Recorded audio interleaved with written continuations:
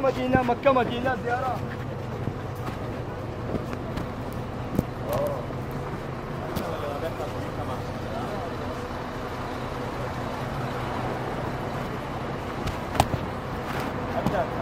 حاجی محترم بدروین ان شاء الله.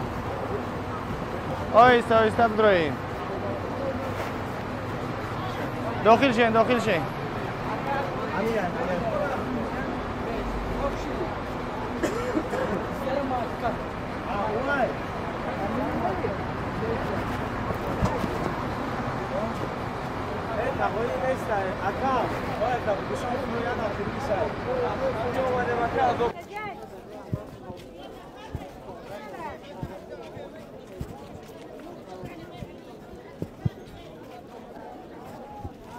یکی اگر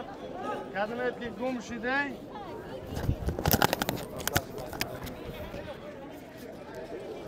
یکی اگر اون کسی گم شده پناه تو بخدا یکی اگر گم شده اتوبوس برفت اگر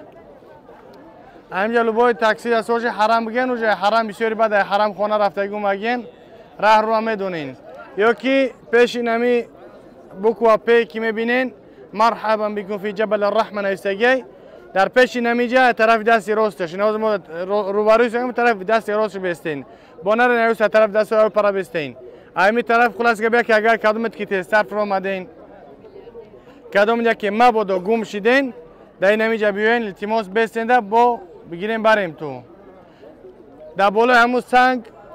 گریه و زارا نکنین بهترین جا بگیم نزدیک کعبه بود چقدر میتونستین در نزدیک کعبه باید گریه میکردین در اینجا حضرت آدم علیه السلام دعا کرده خدا دعاش قبول کرده با حضرت امام حوا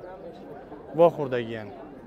خب خلاصه که میبریم یک بار برای تاریخی انشاءالله میبینیم نماز فرض در حرم بخونیم 100,000 مبدل به 70,000 یعنی یک قیامت انشاءالله که ثواب از دست ندهیم حرکت کنیم نماز فرضی